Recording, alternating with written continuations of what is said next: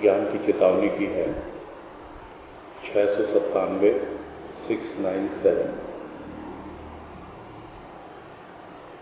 कह रहे हैं गुरुदेव, ध्यान धन पर,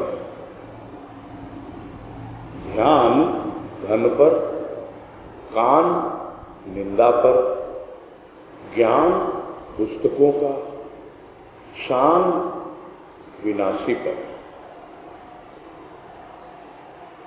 पहचान अपनी ही नहीं तो क्यों बना इंसान। और भाव लेते हैं वाणी का कि भगवान ने तुझे भेजा इंसान बना के, मनुष्य बना के, ये मानव का जो जन्म दिया, इसलिए दिया कि तू अपने आप को जान सके, पहचान सके। किंतु तेरा ध्यान कहाँ है, देख तो सही। जिस ध्यान के द्वारा तू अपने आप को जान पहचान सकता है, वो तेरा ध्यान तो धन पर लगा हुआ है। रुपये पैसे पर ही तेरा ध्यान है। जो तेरे भीतर छिपा हुआ परम धन है, जो परमात्मा ने भीतर छिपा रखा है, गाड़ रखा है गहराई में कहीं पर, उस पर तेरा ध्यान नहीं है कि मैं खोजूं भीतर, मैं खोदूं भीतर, कहां गड़ा हुआ है, कहां छिपा हुआ है, उसे प्रकट करूं। यदि उस धन पर ध्यान होता तो वास्तव में तो इंसान कहलाने लायक होता। कहता तो है इंसान अपने आप को, किंतु तेरा ध्यान है भौतिक धन पर, रुपये पैसे पर। कैसे और कमा लूं, कैसे और धन संचय कर लूं। अभी अर्थ का अर्थ ही नहीं जाना। इसीलिए सारा अनर्थ है जीवन में। और अनर्थ इसलिए भी है कि अगर अर्थ का अर्थ जान भी ले तो भी संचय करने की प्रवृत्ति ये कहां छूटती है।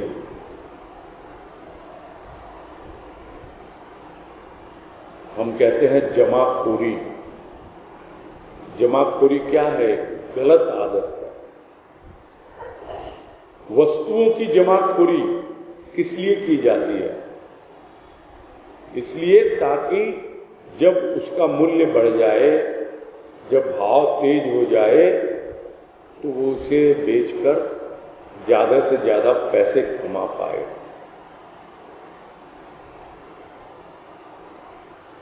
तो सारा ध्यान तो इसी पर है, इसी जमाखोरी पर तो तेरा ध्यान है। कैसे धन जमा करूं, कैसे और ज्यादा से ज्यादा इस पर मैं ब्याज अर्जित करूं। यदि पूंजी लगा रखी है कहीं तो, और यदि व्यापार में लगा रखी है तो कैसे इससे ज्यादा मैं लाभ उठा पाऊं, कैसे उससे मैं प्रॉफिट ले पाऊं। तो सारा ध्यान उसी पे लगा हुआ है।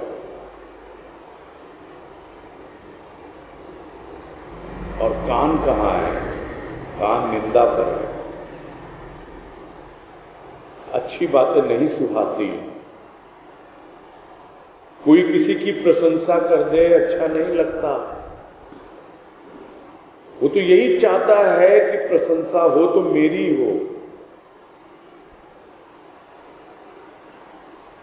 सुनना नहीं चाहता दूसरे की प्रशंसा, इसलिए उसके कान हमेशा निंदा में ही लगे रहते हैं और इसी में वो खुश होता है। और जब तक किसी को धीरे से कान में किसी की निंदा न कर दे, इस प्रकार न बोले, अरे भाई साहब आपको पता है वो तो ऐसा आदमी है,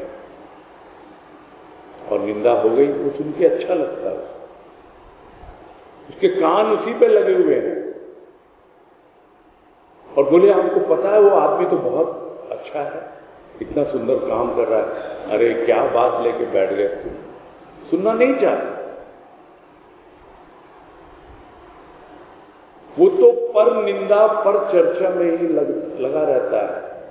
मुंह से दूसरे की चर्चा और कानों से दूसरे की निंदा सुनना। ऐसा व्यक्ति इंसान कहलाने के लायक है। जिसको ज्ञान हो रहा वो देख रहा है कि क्या मैं इंसान हूं। यदि इन सब चीजों से मैं ऊपर उठ चुका हूं तो हां, इंसान बनने की मेरी जो यात्रा है वो प्रारंभ हो चुकी है। तो यहां तो इतना ही कह रहे हैं, ध्यान धन पर, कान निंदा पर, और ज्ञान ज्ञान पुस्तकों का। खूब सारी किताबें पढ़ ली, खूब सारे ग्रंथ पढ़ लिए, न जाने कितने कितने श्लोक रट लिए और कितने दृष्टांत याद कर लिए, और अपना ज्ञान बघारने में लग गया और मान बैठा कि मैं तो बहुत बड़ा ज्ञानी। मान ही नहीं बैठा, दिखाता है। और कोई आता भी है तो यही देखता है कि वो क्या चढ़ावा लेके आया है, कितना पैसा दे रहा है, यहां जमा कर रहा है। और हमेशा दूसरों की निंदा करना, निंदा सुनना, ये बुरा वो बुरा, और दूसरे कोई भी करे तो भी उसे अच्छा लगे। तो इस प्रकार का अगर जीवन है तो समझना होगा, अपने आप को जानना होगा। और इतना ही नहीं, शान विनाशी पर, शान विनाशी पर, अविनाशी पर कोई शान है ही नहीं, क्योंकि वो जान ही नहीं पाता कि अविनाशी कौन है। जो विनाश को प्राप्त होने वाला है वो क्या है? वो शरीर है।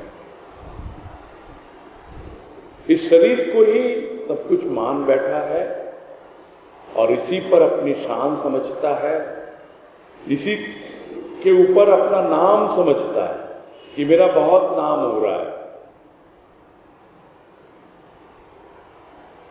और इसी को समझता है बस इकट्ठा कर लूं धन दौलत रुपया पैसा और खूब सारी पुस्तकें पढ़ के अपना ज्ञान बघारूं, लोग कहें बुद्धिजीवी है, ज्ञानी है, बहुत नॉलेज रखता है। तो इस तरह का जीवन क्या जीवन है?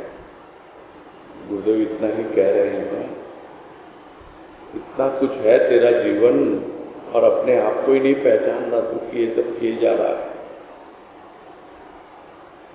अपनी ही पहचान नहीं तुझे, तो फिर क्यों तूने मानव जन्म को कलंकित किया?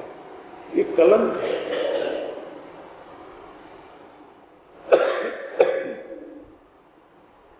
परमात्मा ने तुझे मानव का जन्म दिया था अपने आप को जानने पहचानने के लिए।